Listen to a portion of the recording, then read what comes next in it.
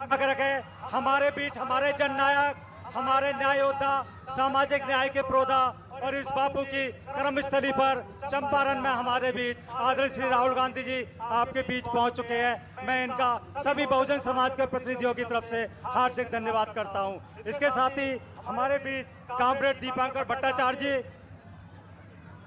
मुकेश साहनी जी और हमारे बीच श्री राजेश राम जी, हमारे बीच जनाब शकील खान जी भी हमारे बीच आ चुके हैं। हमारे बीच पप्पू यादव जी भी हमारे बीच आ चुके हैं और हमारे बीच तेजस्वी यादव जी भी हमारे बीच, जो हमारे जनता दल के हमारे लीडर हैं, वो भी आ चुके हैं। मैं इन सभी का हार्दिक धन्यवाद करता हूं। साथियों, ज़्यादा समय नहीं लूँगा।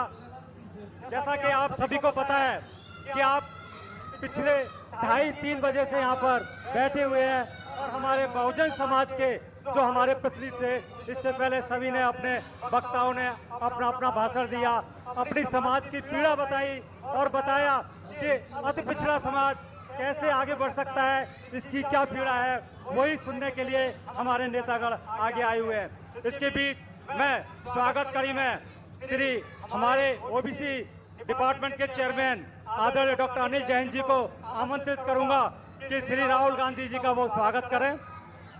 इसकी अगली कड़ी में मैं शशि, जो हमारे ओबीसी के चेयरमैन है, शशि जी, उनको आमंत्रित करूंगा कि हमारे बीच आए हुए तेजस्वी यादव जी, जो हमारे लीडर हैं, उनका स्वागत करें। इसके साथ ही मैं श्री जमाल साहब जी हमारे बीच हैं, उनसे कहूंगा कि वो कॉमरेड दीपांकर भट्टाचार्य जी का स्वागत करें। इसके साथ ही हमारे बीच कानू समाज के हमारे नेता हैं श्री ओपी गुप्ता जी, मैं उनसे आग्रह करूंगा कि वो श्री मुकेश साहनी जी का स्वागत करें। इसके साथ ही मैं श्री ओपी महतो जी से स्वागत करूंगा, जो हमारे नौनिया बेलदार समाज के हैं, कि श्री राजेश राम जी का स्वागत करें।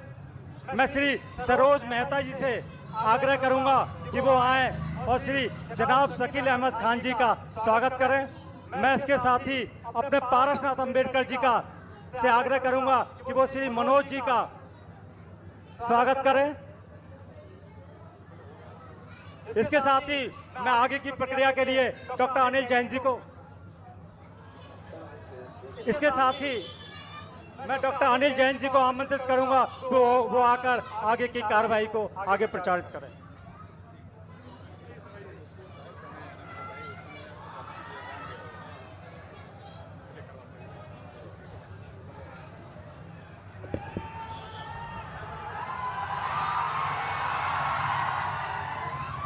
साथियों, न्याय योद्धा राहुल गांधी जी को इस बात का मालूम है कि आप लोग मोतिहारी और उसके आसपास के 5-6 जिलों से इस सभागार में आए और 2:30 बजे से आप यहाँ पे बैठे हुए हैं। ये आप लोगों का जो मोहब्बत है राहुल जी के प्रति, ये इसका निशानी है। साथियों, आप सब बब्बर शेरों की तरफ से मैं मोतिहारी चंपारण सत्याग्रह की जन्मस्थली से अपने नेता न्याय योद्धा राहुल गांधी जी का, भाई तेजस्वी जी का, भाई मुकेश सैनी जी का, कॉमरेड दीपांकर जी का, हमारे और जो अन्य नेता यहाँ पे बैठे हैं, उन सब का स्वागत करता हूँ। आप सब जानते हैं कि सत्याग्रह की शुरुआत, उसका आरंभ इसी पावन धरती से हुआ था और महात्मा गांधी जी ने जब पहला सत्याग्रह आजादी की लड़ाई शुरू की तो उन्होंने सत्याग्रह उनकी प्रशिक्षण दिया, ट्रेनिंग दी और उस ट्रेनिंग में एक मंत्र दिया और वो मंत्र था निर्भय बनो, निर्भय बनो, भय से मुक्त हो जाओ। ये मंत्र महात्मा गांधी जी ने सत्याग्रहियों को दिया था और उसके बाद सत्याग्रह शुरू हुआ था। हमारे न्याय योद्धा राहुल गांधी जी ने भी जो इस तानाशाह मोदी सरकार के खिलाफ जब अपना आंदोलन शुरू किया तो आपने भी नारा दिया कि डरो मत और हमें बब्बर शेर बना दिया। साथियों, तानाशाह मोदी सरकार इस बिहार में, और ना सिर्फ इस बिहार में बल्कि पूरे देश में गरीब गुरबा का, दलित का, पिछड़े का, अति पिछड़े का, आदिवासी का, हमारे अकलियत के भाइयों के वोट को काटा जा रहा है।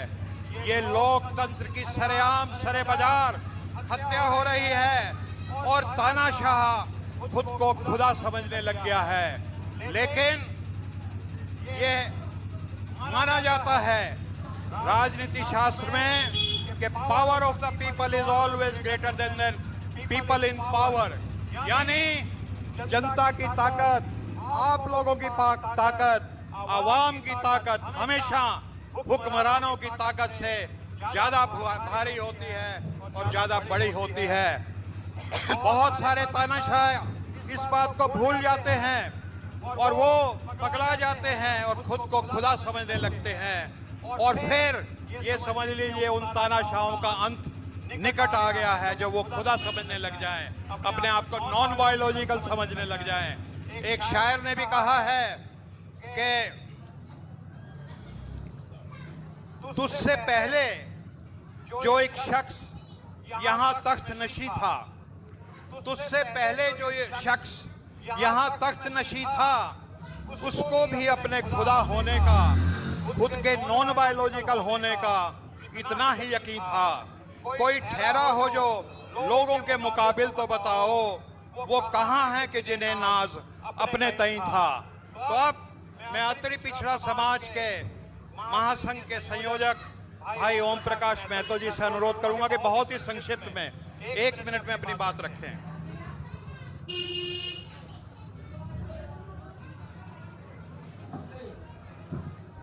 जनता जनार्दन एवं सम्मानित मंच, आप सभी लोगों को मैं इस चंपारण की धरती पे स्वागत करता हूं। साथ ही साथ न्याय योद्धा राहुल गांधी जी और सम्मानित मंच, आप सभी लोगों का मैं हार्दिक स्वागत एवं अभिनंदन करता हूं। ये अति पिछड़ा समाज जो आज इस 90% इस सभा में दिखाई दे रहा है, ये राहुल जी के अधिकार और साथ में चलने के लिए, हक हुकूम के लिए तैयार है।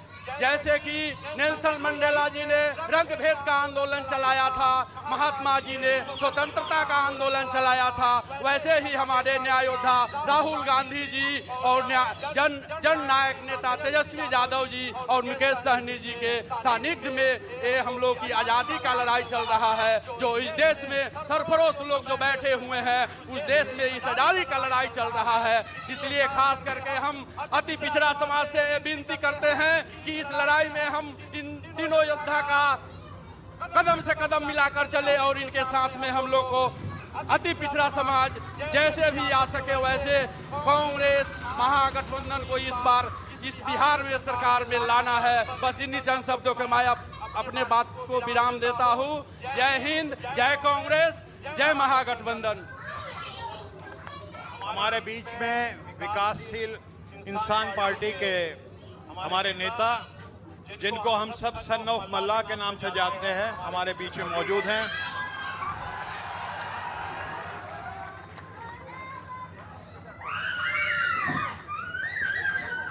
बहुत बहुत धन्यवाद। आज का संविधान सुरक्षा सम्मेलन में आप सभी को धन्यवाद। आज हम लोग वोटर अधिकार यात्रा को लेकर निकले हैं और हम आदरणीय राहुल गांधी जी, तेजस्वी जी के नेतृत्व में तमाम हमारे महागठबंधन के साथी पूरे बिहार में खास करके गरीब, पिछड़ा, दलित, अति पिछड़ा समाज के हक अधिकार के लिए लड़ाई लड़ रहे साथियों। ये वोटर अधिकार यात्रा क्या है? आज़ादी से पहले अंग्रेज हम पे राज करता था और आपके पूर्वज, हमारे पूर्वज ने पौने 200 साल तक लड़ाई लड़ने के बाद हमें देश को आज़ादी मिली। और आज़ादी मिलने के बाद बाबा साहब भीमराव अंबेडकर ने हमें संविधान बना के दिया। और संविधान के बाद अगर मैं सर उठाकर अगर यहाँ पे अगर आपके सामने बात कर रहा हूँ तो ये बाबा साहब भीमराव अंबेडकर का संविधान का देन है साथियों। नहीं तो हजारों साल गरीब, पिछड़ा, दलित को पशु सामान्य लोग समझने वाले लोग जो हमसे हाथ से पानी तक नहीं पीते थे वो हम पे राज करते थे साथियों। जो भी आज हम जहां पे भी पहुंचे हैं ये बाबा साहब भीमराव अंबेडकर का संविधान का देन है साथियों। उसके बाद जननायक कर्पूरी ठाकुर जी ने एक नाई का बेटा बिहार में गरीब पिछड़े का आवाज दिया। उसके बाद आदरणीय लालू प्रसाद यादव जी, अगर आदरणीय लालू प्रसाद यादव जी अगर गरीब पिछड़े को अगर आवाज नहीं देते, जमीन पर बैठने वाले को अगर कुर्सी पर नहीं बैठाते, तो आज आपके सामने में एक मल्ला का बेटा ऊंची आवाज में बात नहीं करता साथियों। ये है सामाजिक न्याय। निश्चित तौर पे हम कभी कल्पना करते हैं कि हमारे पूर्वज किस तरीके से लड़ाई लड़ते होंगे अंग्रेज से। आज निश्चित तौर पे हमारे देश में ही जिसको हम भरोसा करते हैं हमारे देश के लोग, आज उनसे लड़ना पड़ रहा है। आज हमारे देश के प्रधानमंत्री ही हमारा वोट चोरी कर रहा है साथियों। बाबा साहब भीमराव अंबेडकर ने संविधान में नेता के पास से 5 साल का समय इसलिए दिया गया कि 5 साल में मौका मिलेगा और जनता को उम्मीद पे खड़ा होंगे। अगर जनता को उम्मीद पे खड़ा नहीं होंगे तो नेता को गद्दी से उतारने का काम किया जाएगा साथियों। और आजादी से लेकर 2014 तक भला बुरा सभी राजनेता यही डर कर और यही सोचकर इस देश के लिए काम किया साथियों। 2014 में मोदी जी आए, अच्छे दिन लाने का वादा आपसे किए, हर युवा को नौकरी, हर साल 2 करोड़ नौकरी देने का वादा किए, विदेश से काला धन लाने की बात की, आपके खाता में 15-15 लाख रुपया देने का वादा किया। लेकिन उनको पता है क्योंकि आपके वोट से नहीं, वो चोरी के वोट से देश के प्रधानमंत्री बने हैं। अगर उसको आपके वोट से का फिक्र होता तो निश्चित तौर पे आपके लिए काम करता। अभी उनको पता है कि आप वोट दो या ना दो, उनको सरकार में रहना, इसलिए उन्होंने आपके 2 करोड़ युवा का नौकरी हर साल देने का था। आज 11 साल में 22 करोड़ नौकरी होता, उन्होंने 22 लाख तो छोड़िए, 11 लाख भी नौकरी आज तक नहीं दिया। 1% तो छोड़िए, आधे % भी नौकरी नहीं दिया। उसके बाद भी 56 इंच का सीना लेकर घूम रहे हैं मोदी जी। इसलिए साथियों, महाराष्ट्र में वोट को बढ़ाकर और बिहार में वोट को घटाकर वो सरकार बनाना चाह रहा है। हम आप सभी से आग्रह करते हैं, अगर कर्पूरी ठाकुर जी को, बाबा साहब भीमराव अंबेडकर को, लालू जी को मानने वाले हैं तो गांव-गांव में घूमिए और ये फिर एक क्रांति की लड़ाई लड़िए अपने आने वाला पीढ़ी के लिए, जो सर उठा के जी सके साथियों। जिसके लिए तमाम हमारे यहाँ पे पिछड़ा सभी बुद्धिजीवी समाज के लोग यहाँ पे उपस्थित हैं। आप सभी को बहुत बहुत धन्यवाद देता हूँ कि आप लोग हमारे अभियान से जुड़ रहे हैं। बहुत बहुत धन्यवाद। ये माना कि तुमको अपने तलवार की तेजी आजमानी है, दलितों पिछड़ों की गर्दनों पे इसका इम्तिहान कब तक होगा। अब मैं आमंत्रित करता हूं बिहार प्रदेश कांग्रेस कमेटी के हमारे आदरणीय अध्यक्ष श्री राजेश कुमार राम जी से।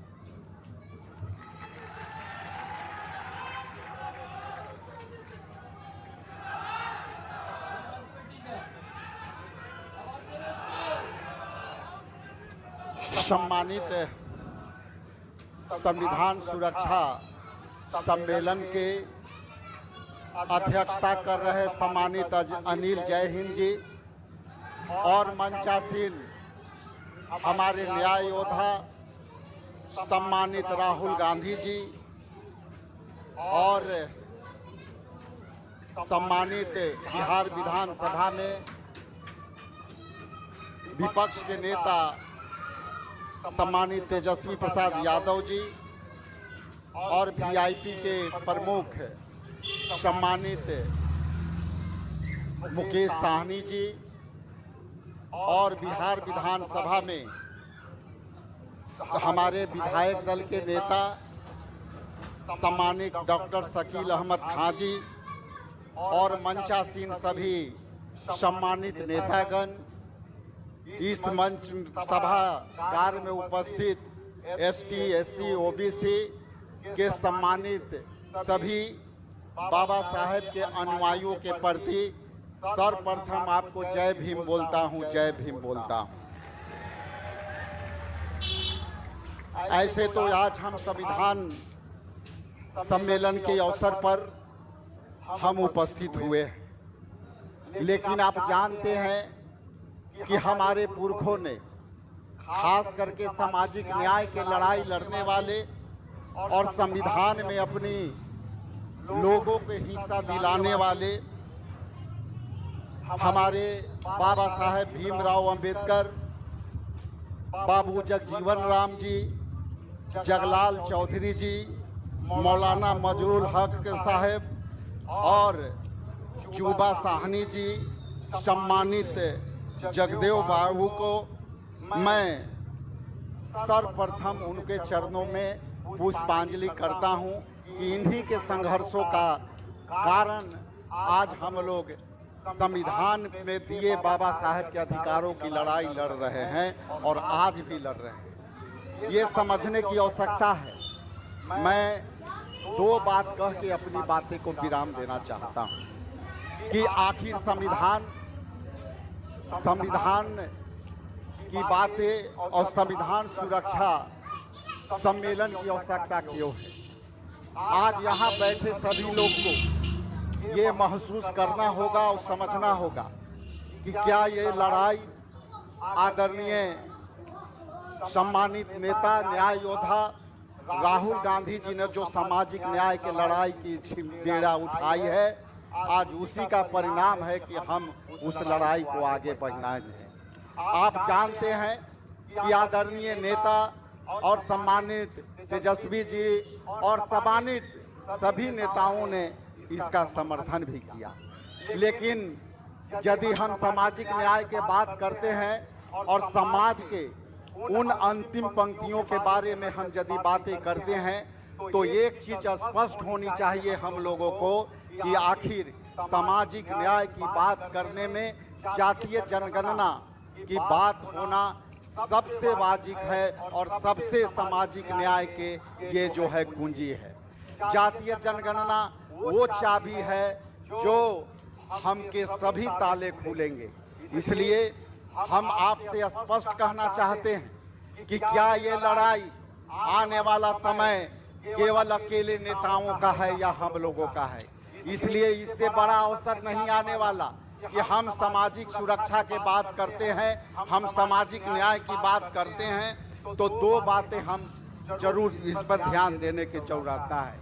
हम सामाजिक न्याय के तभी बात करेंगे जब सभी पॉलिटिकल पार्टियां टिकटों में सही हिस्सेदारी देगी। हम सामाजिक न्याय के तभी बात करेंगे कि उनकी नौकरियों में भागीदारी मिलेगी। हम उन सभी सामाजिक न्याय के लोगों के अंतिम पंक्ति में बैठे लोगों के तभी हम सामाजिक न्याय के लड़ाई में उनको हिस्सेदारी दे पाएंगे जब उनकी हिस्सेदारी ठेकेदारी में मिलेगी। आज बिहार में ठेकेदारी प्रथा है, लेकिन हमारे लोगों को केवल कंट्रीलेक्चुअल के आधार पर और संविदा के आधार पर केवल बहालियां हो रही है। उसमें हमारा आरक्षण खत्म हो चुका है।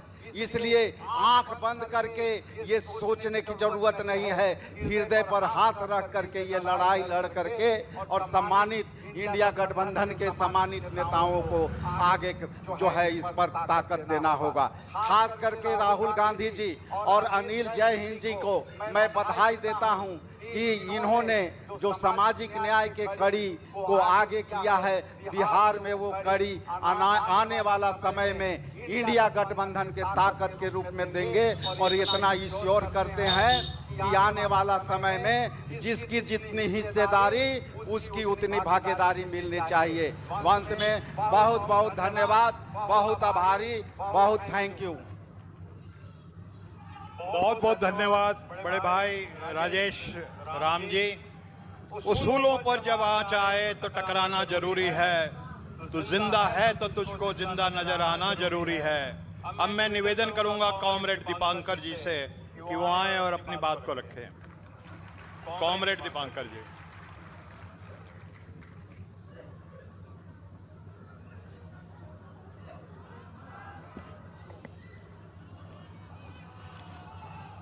मंच पर मौजूद राहुल जी, तेजस्वी जी, मुकेश जी, राजेश राम जी, मनोज झा जी, शकील साहब और अन्य तमाम नेतागण और इस सभागार में लंबे समय से यहाँ उपस्थित चंपारण के तमाम बहादुर संघर्षशील साथियों, संविधान को लेकर हम लोग बात कर रहे हैं और उस संविधान में जो सबसे बुनियादी और बहुत ज़रूरी एक हक इस देश के तमाम नागरिकों को मिला हुआ है, वोटिंग राइट, वोट डालने का अधिकार, आज वो भी खतरे में है और इसीलिए हमें ये वोटर अधिकार यात्रा निकालनी पड़ी और इसके लिए लड़ना पड़ रहा है। तो मैं संक्षेप में दो चार बात ही आपके बीच में रखना चाहता हूँ। संविधान में हमें शुरू से ही ये वोटिंग राइट मिला। दुनिया के बहुत सारे देशों में लंबी लड़ाई लड़नी पड़ी लोगों को, सबको वोटिंग राइट नहीं मिलता था, लेकिन हमें जब संविधान मिला, संविधान के साथ साथ सबके लिए वोटिंग राइट, गरीब से गरीब के लिए भी एक वोट और अमीर के लिए भी एक वोट। लेकिन उसी समय बाबा साहब अम्बेडकर ने एक बात की थी। उन्होंने कहा था कि ये जो एक वोट की बराबरी है, इस वोट की बराबरी, लेकिन अगर इसके साथ साथ समाज में बराबरी ना हो, सामाजिक बराबरी ना हो, आर्थिक बराबरी ना हो, तो एक ऐसा समय आएगा कि वो वोट की बराबरी का कोई मतलब नहीं रह जाएगा सामाजिक और आर्थिक गैर बराबरी के आगे। दूसरा एक बहुत बड़ा सवाल उन्होंने कहा कि संविधान तो अच्छा है, संविधान को लेकर आप कह सकते हैं कितना अच्छा कितना बुरा, लेकिन सबसे महत्वपूर्ण बात है कि संविधान को चलाएगा कौन, किसके हाथ में जाएगा ये संविधान। बहुत अच्छा संविधान लिख दिया जाए और ऐसे लोगों के हाथ में वो संविधान चला जाए जिनका उस संविधान से कोई मतलब नहीं है, तो एक अच्छे संविधान से भी बहुत गलत परिणाम निकाला जा सकता है।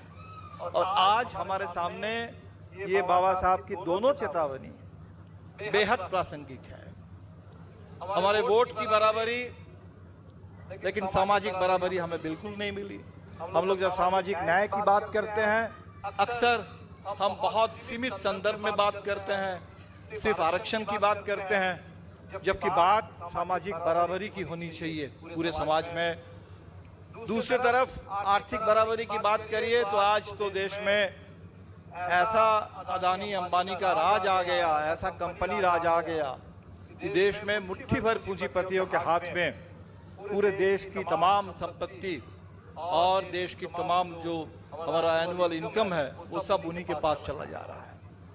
तो एक तो हमारे संविधान के लिए बड़ा खतरा ही आ रहा है, और दूसरा किनके हाथ में संविधान चला गया, उन लोगों के हाथ में आज संविधान चला गया जब संविधान पारित हो रहा था 1949 में। ये 75 साल संविधान के पूरे हुए, गणतंत्र के भी 75 साल पूरे हुए हैं। उस समय खुल करके इन लोगों ने, उनका जो मुखपत्र है ऑर्गेनाइजर, उसके संपादकीय में उन्होंने लिखा था कि संविधान हम नहीं मानते क्योंकि इसमें भारतीय कुछ है ही नहीं, ये संविधान एक तरह से विदेशी संविधान है, मनुस्मृति ही हिंदुस्तान का असली संविधान है।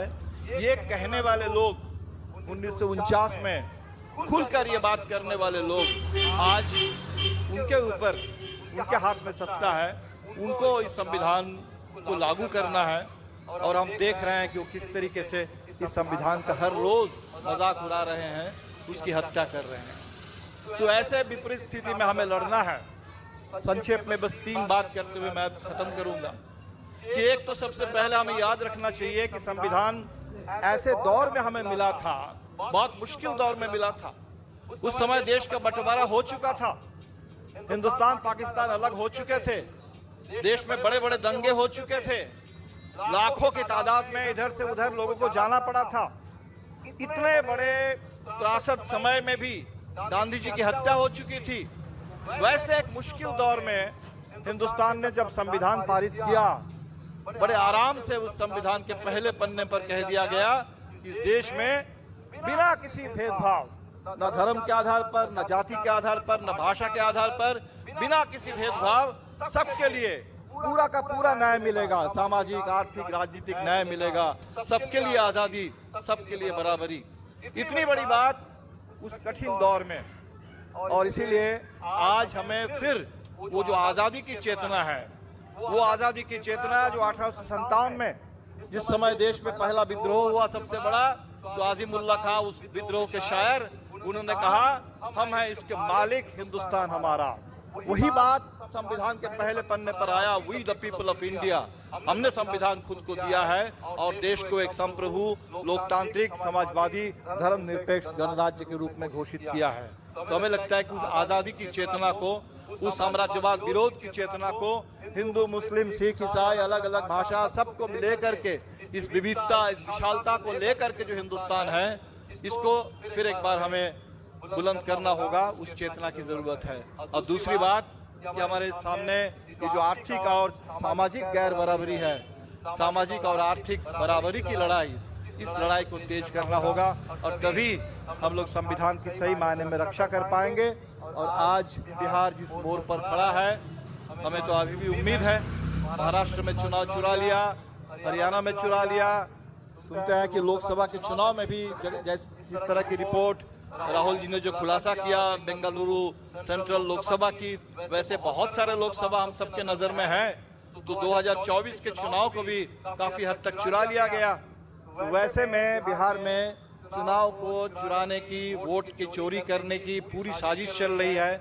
जिस समय हम लोग यहाँ बैठ के बात कर रहे हैं, इस समय भी साजिश चल रही है। जो SIR है उसमें 65 लाख लोगों के नाम काटे गए। और मैं आज के इलेक्शन कमीशन का डेटा देख रहा था। इलेक्शन कमीशन ने कहा कल तक था कि 6 लाख नए फॉर्म 6 मिले हैं, आज वो 8.5 लाख हो गया। और छलांग लगा करके अगले 4 दिन में आप देखेंगे कि वो 20-25 लाख में पहुंच गया है। तो चोरी बदस्तूर जारी है। उस चोरी के खिलाफ हमें तो लड़ना है और ऐसा माहौल बना देना है पूरे बिहार में, जिस बिहार जब तय कर लेता है, अगर बिहार किसी चीज को तय कर ले तो बीच रास्ते में हम लोग छोड़ते नहीं हैं। वो 42 का आंदोलन हो, वो आज़ादी के बाद का लोकतंत्र की लड़ाई हो, वोट डालने की लड़ाई हो, बूथ कब्जा के खिलाफ सामंती पूरे धाक को तोड़ते हुए दलित गरीबों के वोटिंग राइट हासिल करने का वो तमाम आंदोलन हमें याद है, वो तमाम जनसंहार हमें याद है, जिसको झेलते हुए बिहार के दलित गरीबों ने वोट डालना शुरू किया था 80 के दशक में। इसीलिए बिहार ने जब आज ठान लिया है तो मुझे तो पूरा भरोसा है आप तमाम साथियों के ऊपर और पूरे बिहार के नौजवान, पूरे बिहार के भूमिहीन गरीब, बिहार की हमारी बहनें, स्कीम वर्कर्स, बिहार के हमारे नौजवान साथी, आपके ऊपर पूरा भरोसा है कि ये जो चुनाव आयोग ने जो SIR का हमला किया, अब पूरे देश में जो वोट चोरी और चुनाव चोरी की साजिश चल रही है, इस सिलसिले को इसी बिहार से हम लोग रोक देंगे। इस अश्वमेध के घोड़े को हम लोग यहीं पर रोक देंगे और पूरे देश में लोकतंत्र और संविधान की सुरक्षा और सामाजिक बराबरी और आर्थिक बराबरी की लड़ाई को जीत की मंजिल तक पहुंचाने का काम बिहार से हम लोग शुरू करेंगे। आप तमाम साथियों का बहुत बहुत शुक्रिया। जय हिंद, जय भीम, लाल सलाम, इंडिया गठबंधन जिंदाबाद। शुक्रिया कॉमरेड। वाकई में देश बहुत नाजुक दौर से गुजर रहा है और तारीख की नज़रों ने वो मंजर भी देखे हैं जब लम्हों ने खता की थी, सदियों ने सजा पाई। और अब मैं आमंत्रित करता हूं राष्ट्रीय जनता दल के युवा नेता और बिहार विधानसभा में नेता प्रतिपक्ष भाई तेजस्वी यादव जी से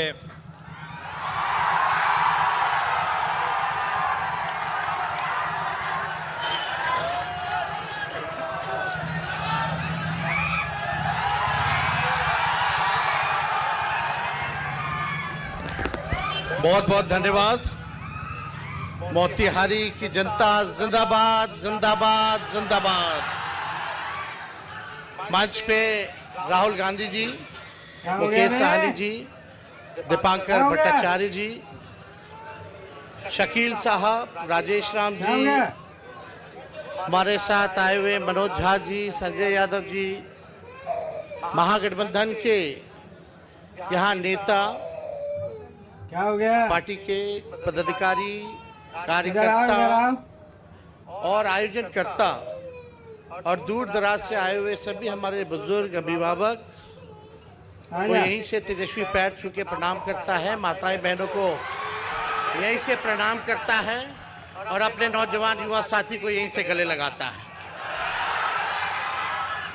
देखिए, ये जो मंच है और जो आयोजनकर्ता इनके हैं। असली मोटिव है संविधान के बारे में, सामाजिक न्याय के बारे में चर्चा हो रही है। नहीं रोना। यानी लगभग पिछड़े, अति पिछड़े, दलित, महादलित, आदिवासी समाज के जो लोग हैं, जो सोसाइटी में जो back bench of the society है, जो समाज के अंतिम पैदान पे खड़ा जो परिवार है, व्यक्ति है, उसको मुख्य धारा में कैसे लाया जाए, इस बारे में जो है ये चर्चा की जा रही है। और हम सब लोगों के जो पुरखे रहे हैं, बीपी मंडल जी हो, कर्पूरी ठाकुर जी हो, बाबू जगदेव जी हो, लोहिया जी हो। लोहिया जी तो कहते रहते थे छोट का राज, वोट का राज मतलब छोट का राज, है कि नहीं? आज मोदी जी क्या कर रहे हैं? मोदी जी क्या कर रहे हैं और इलेक्शन कमीशन क्या कर रहा है? कैसे छीनना चाह रहा है? वोट की चोरी करके। यानी आपके अधिकार को ही नहीं बल्कि आपके अस्तित्व को ही मिटाना चाहते हैं ये लोग। ये लोग वही दौड़ लाना चाहते हैं, गुलाम बना करके रखना चाहते हैं पिछड़ों को, अति पिछड़ों को, दलितों को, क्या हो गया? आदिवासियों को। लेकिन महागठबंधन के रहते हैं हम लोग ये हरगिज़ नहीं होने देंगे। इधर आ, इधर आ।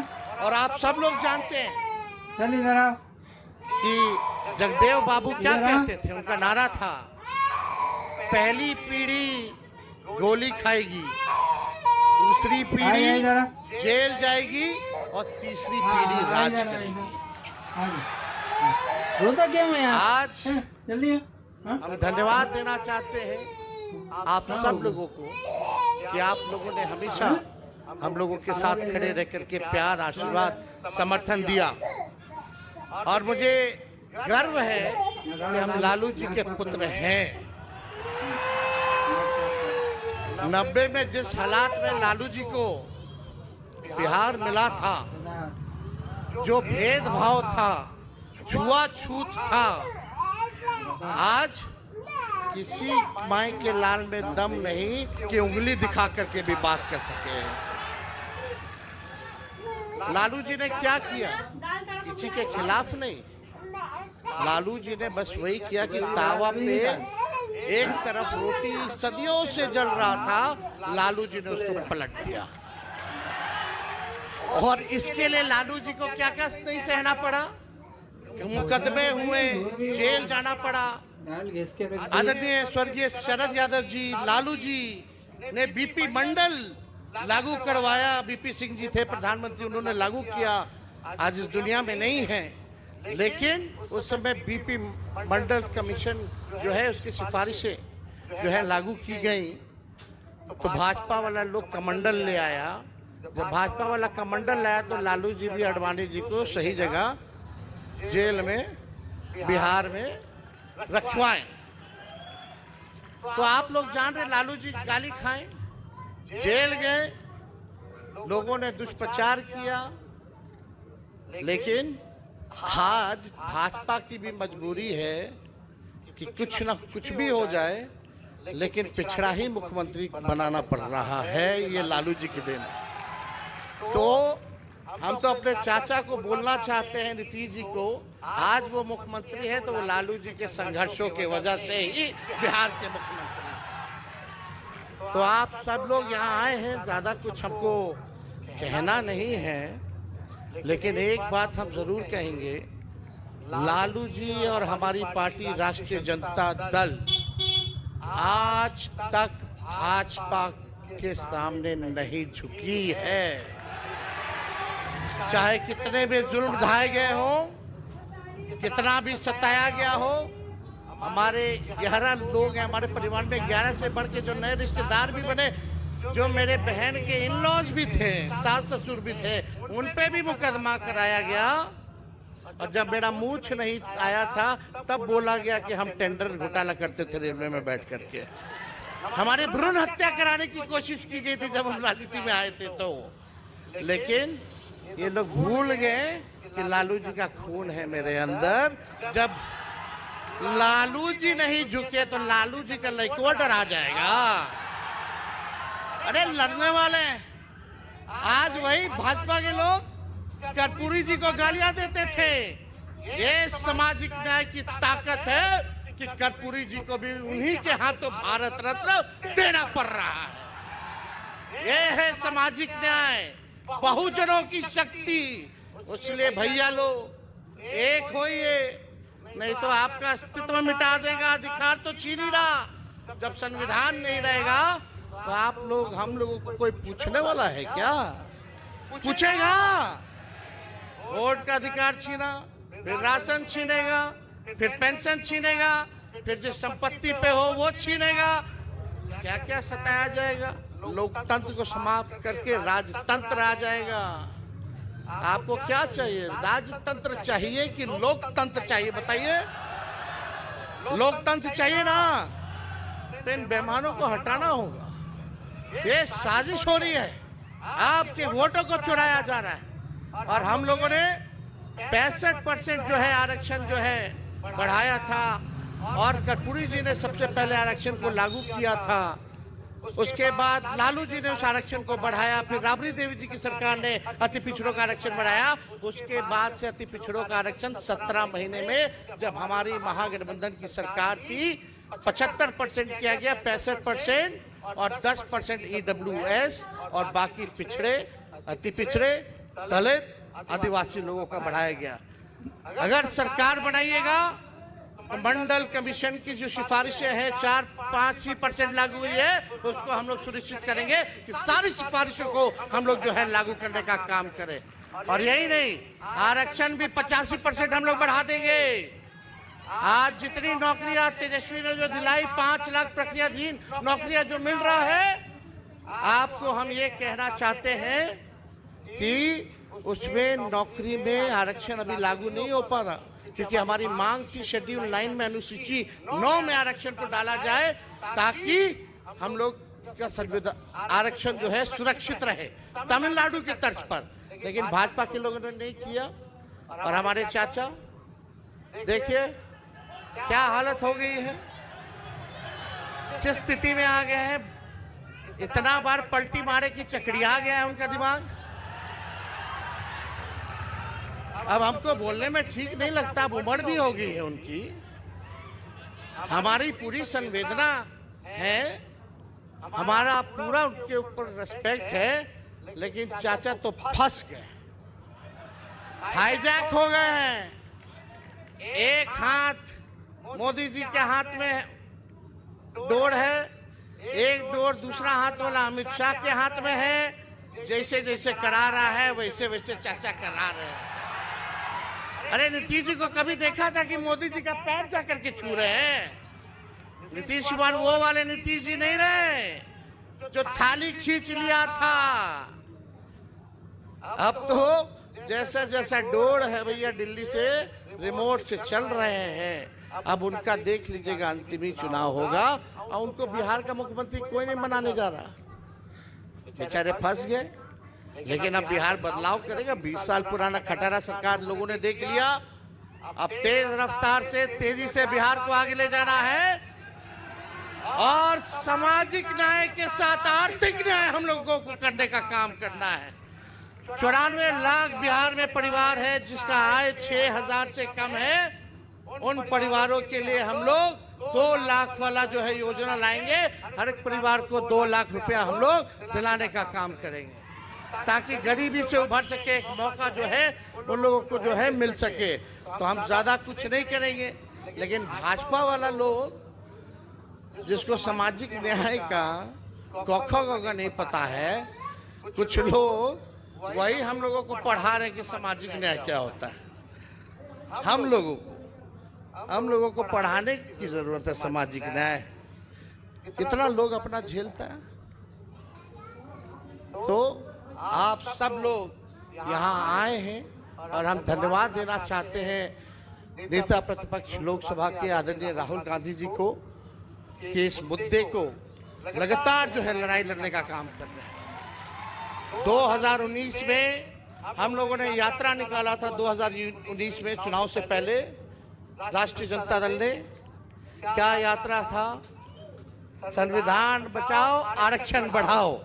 आज जरूरत उसी की है और हम सब लोग मिलकर के इस लड़ाई को लड़ेंगे और लोगों के साथ न्याय करेंगे। मोतिहारी की जनता जिंदाबाद। जय हिंद, जय बिहार।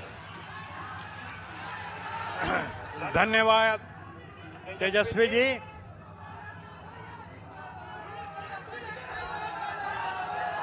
वोट चोर, वोट चोर, वोट चोर।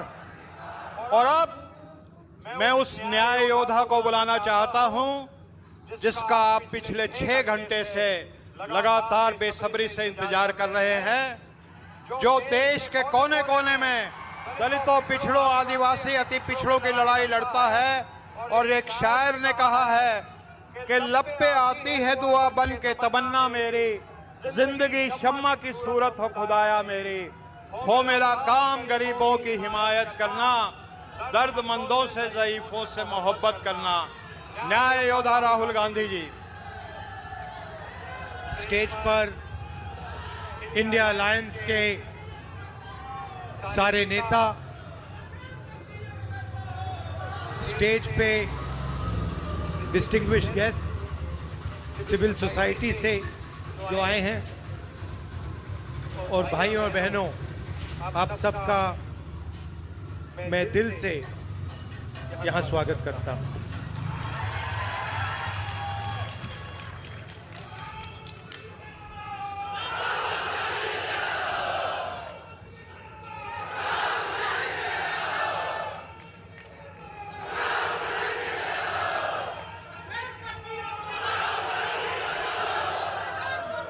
कुछ दिन पहले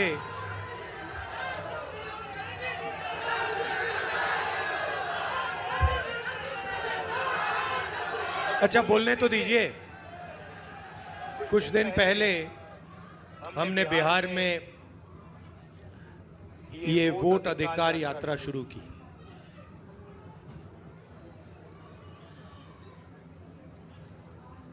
ये काफी लंबी कहानी है, क्योंकि कुछ सालों से हमें शक हो रहा था और पूरे देश को शक हो रहा था कि इलेक्शन के सिस्टम में कोई ना कोई गड़बड़ है। लोग कहते थे ईवीएम की बात होती थी, आरएसएस के संगठन की बात होती थी, मगर एक बात दिखने को मिलती थी कि बाकी पार्टियों को एंटी इनकम्बेंसी हो जाती थी, मगर बीजेपी के खिलाफ कभी एंटी इनकम्बेंसी नहीं होती थी। बीजेपी एक बार, 2 बार, 3 बार, 4 बार, एक के बाद एक चुनाव जीती जाती थी। तो अजीब सा लगता था, मगर हम खुलकर नहीं कह सकते थे क्योंकि सबूत नहीं था। महाराष्ट्र में हमें सबूत मिला। सबूत क्या था? लोकसभा का चुनाव हमारा गठबंधन जीतता है, स्वीप करता है। 4 महीने बाद उसी प्रदेश में, उसी महाराष्ट्र में वही पार्टियां लड़ती हैं। हमारा गठबंधन बीजेपी के गठबंधन के खिलाफ लड़ता है। हमारे गठबंधन का एक भी वोट कम नहीं होता। जितने हमें लोकसभा में मिले उतने हमें विधानसभा में मिले, मगर बीजेपी का वोट बढ़ जाता है। अजीब सी बात है। हमने देखा, पता लगाया, लोकसभा के बाद तकरीबन 1 करोड़ नए वोटर, 1 करोड़ नए वोटर इलेक्शन कमीशन ने लिस्ट में डाले।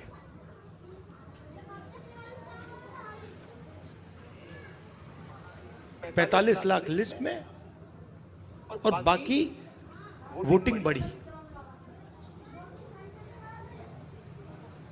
सारे के सारे जो वोटर नए वोटर थे, सारे के सारों ने बीजेपी को वोट दिया, और जहां भी नए वोटरों ने बीजेपी को वोट दिया वहां बीजेपी ने चुनाव जीता।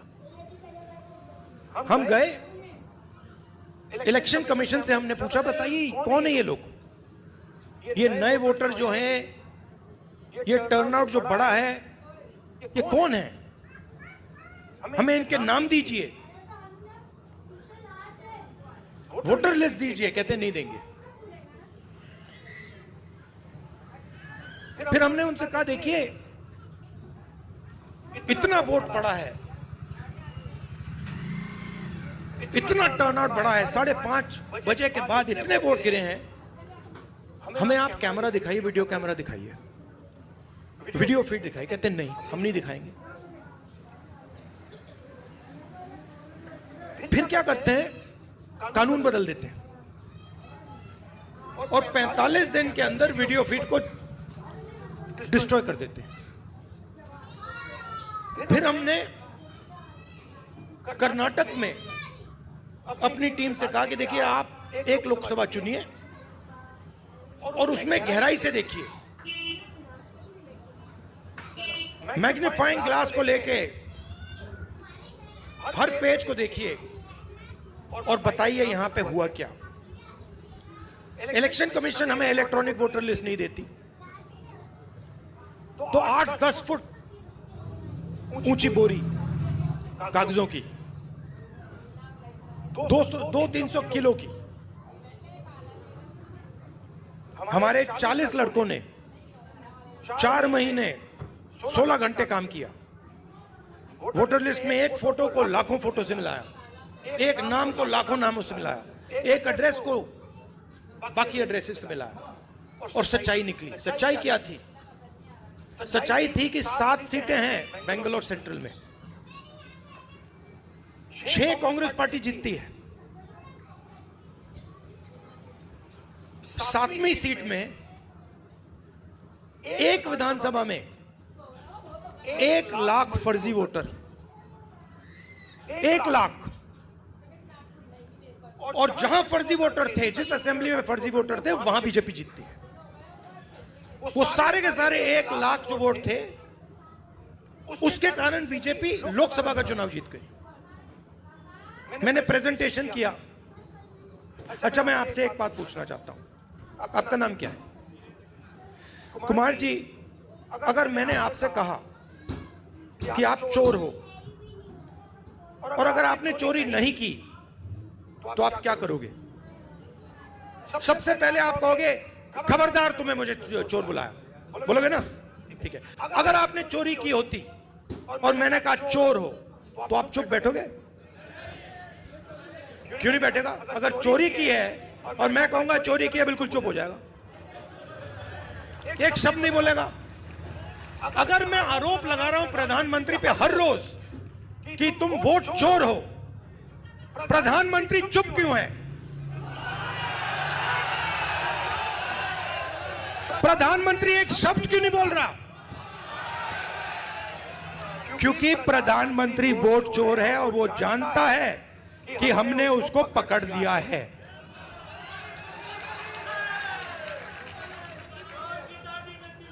देखिए, मैं आपको एक बात बताता हूं। देखिए, हमारा जो काम है ना, मेरा जो काम है, मेरे बारे में आप दो चीजें समझ लीजिए। सबसे पहले, अगर मैंने किसी चीज के बारे में मन बना लिया तो फिर मन बना लिया, और दूसरी चीज, मैं सुपरफिशियल बात नहीं करता हूं, मैं गहराई से चीजों को समझकर काम करता हूं। अब आप एक बात समझिए और सुनिए। जब वोट चोरी होती है तो इस संविधान पर आक्रमण होता है।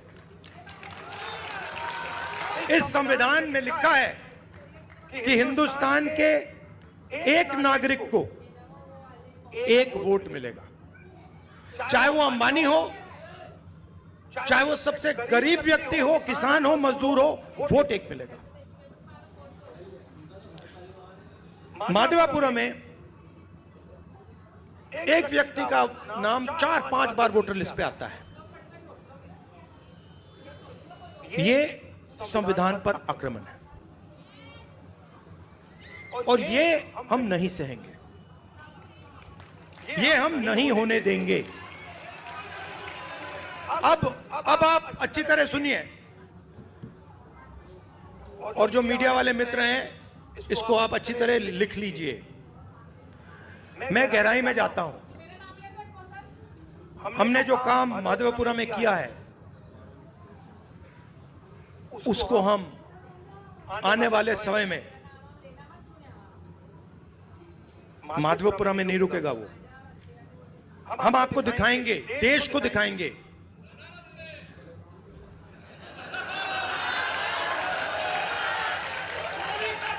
मोदी जी मैं आपको बता रहा हूं, मोदी जी डरे हुए हैं क्योंकि मोदी जी को बात समझ आ गई है कि अब चोरी पकड़ी गई है और अब वो भाग नहीं सकते हैं। हम आपको दिखाएंगे कि सिर्फ माधवपुरा में चोरी नहीं हुई है, लोकसभा में चोरी हुई है, हरियाणा में चोरी हुई है, महाराष्ट्र में चोरी हुई है, मध्य प्रदेश में चोरी हुई है और अब ये बिहार में चोरी करने की कोशिश कर रहे हैं। और बिहार की जनता ने इनको हिला के रख दिया है, हिला के रख दिया है।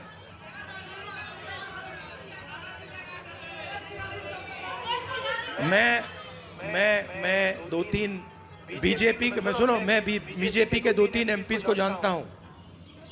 मेरे फोन पे मैसेज आ रहे हैं, आप प्रधानमंत्री को वोट चोर मत कहिए। कैसे मत कहूं भाई, है तो कहना पड़ेगा। अब ये तीर जाके सीधी टारगेट पे लगेगी। तो आपके गांव के बच्चे यहां पे तो भैया 6-6 साल के बच्चे बोल रहे हैं वोट चोर, वोट चोर, वोट चोर, नारा बन गया है। और जो बिहार में शुरू होता है वो पूरे देश में फैलता है, वो रुकता नहीं है।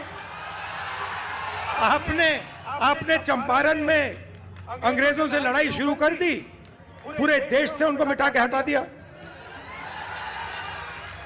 ये कॉन्स्टिट्यूशन की लड़ाई शुरू कहां हुई थी? चंपारण में ही तो हुई थी, वहीं तो हुई थी। अब इसका लक्ष्य क्या है? ये वोट चोर और संविधान को मिटाना, खत्म क्यों करना चाहते हैं मैं आपको बताता हूं। तेजस्वी जी ने बात की, देखिए हमें बैलेंस चाहिए, बैलेंस चाहिए। मतलब इस देश में अगर एक व्यक्ति को एक वोट मिलता है तो भागीदारी सबको मिलनी चाहिए। और जब हम हिंदुस्तान की संस्थाओं को देखते हैं, और इस बात को पहले मैं इतनी गहराई से नहीं समझता था जितनी आज मैं समझता हूं। जब हम हिंदुस्तान के इंस्टीट्यूशंस को, संस्थाओं को देखते हैं, और कोई भी इंस्टीट्यूशन चुन लो, कॉर्पोरेट इंडिया देख लो, ब्यूरोक्रेसी देख लो, जुडिशरी देख लो, मीडिया देख लो, बॉलीवुड देख लो, जहां भी आप देखोगे वहां पर आपको दलित, अति पिछड़ा, पिछड़ा, आदिवासी और माइनॉरिटी वर्ग नहीं मिलेगा। आप लिस्ट निकालो, अंबानी अदानी की बात होती है, हर कंस्ट्रक्शन प्रोजेक्ट में, हर इंडस्ट्री में, एयरपोर्ट,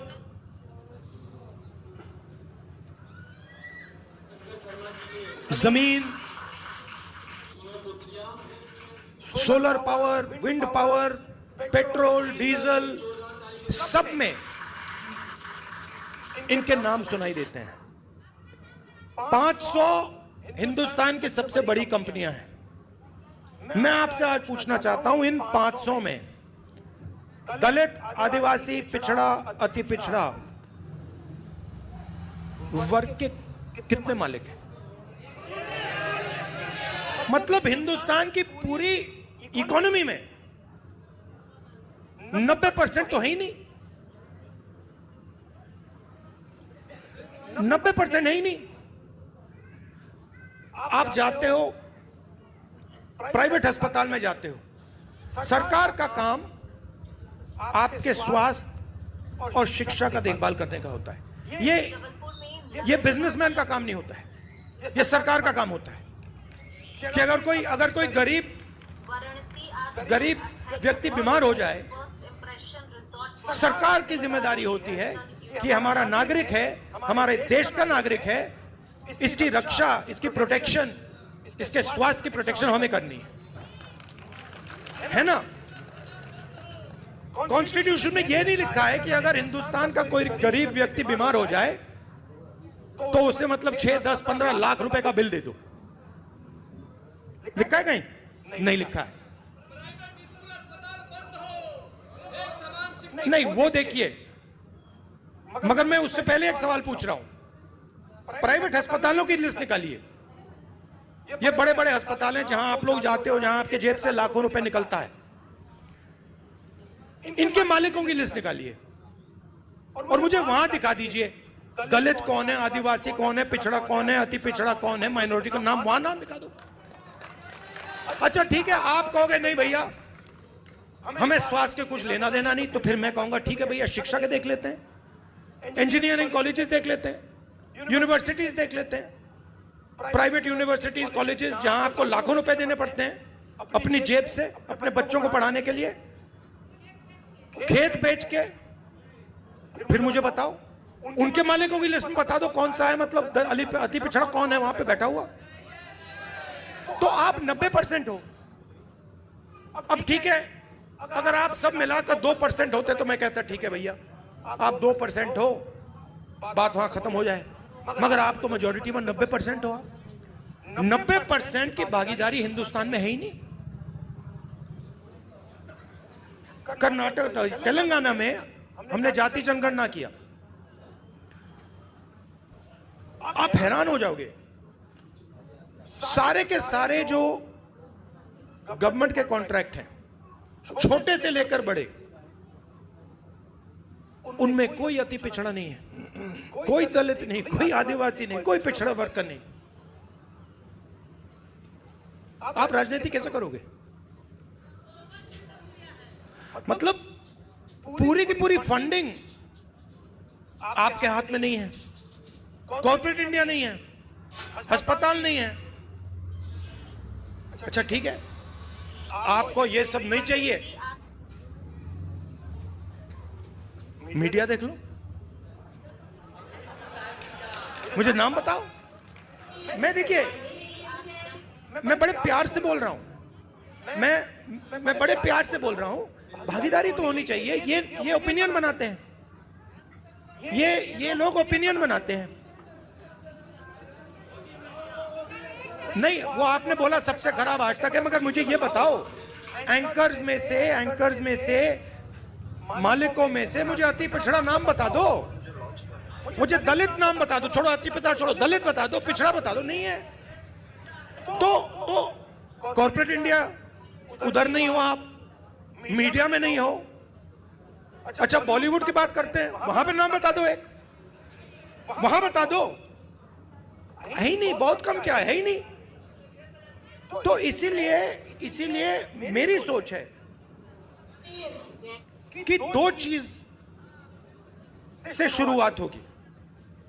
सबसे पहली चीज नेशनल लेवल पर जाति जनगणना, जिससे सबको पता लग जाएगा कि भैया हमारी इतनी भागीदारी है इस देश में। और तेलंगाना में हमने बहुत गहराई से किया है, सवाल पब्लिक से पूछ के हमने लिए हैं, दलित एसोसिएशन से हमने पूछकर उनसे कहा कि भैया आप बताओ हमें क्या पूछना चाहिए। ईपीसी एसोसिएशन से हमने पूछकर भैया आप बताओ हमें सवाल कौन से पूछने चाहिए। तो एक सेकंड, दूसरी बात, जो ये 50% की दीवार है रिजर्वेशन की, मैं आपको गारंटी करके कह रहा हूं, इसको तो हम चूरा चूरा करके फेंक देंगे ताकि। और ये देखिए, ये पहले 2 कदम है। आप ये मत सोचिए कि इसके बाद हम बात छोड़ देंगे। ये जाति जनगणना से हमें एक विकास का एक नया मॉडल मिलेगा, वो शुरुआत होगी।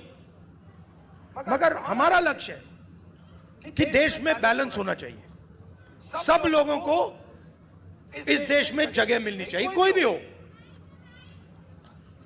अपर कास्ट हो, दलित हो, अति पिछड़ा हो, माइनॉरिटी हो, सबको जगह मिलनी चाहिए और सबकी इज्जत होनी चाहिए।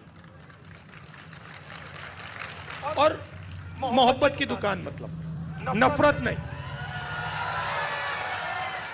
प्यार से, बिना नफरत, बिना हिंसा, सबको लेकर देश की जो पूरी शक्ति है,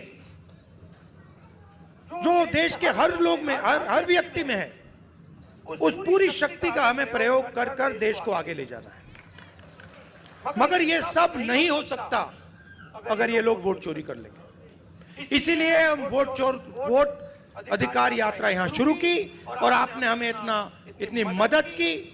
आप सबका दिल से धन्यवाद करता हूं कि आपने अपनी पूरी एनर्जी इस यात्रा में डाली। धन्यवाद, नमस्कार, जय हिंद।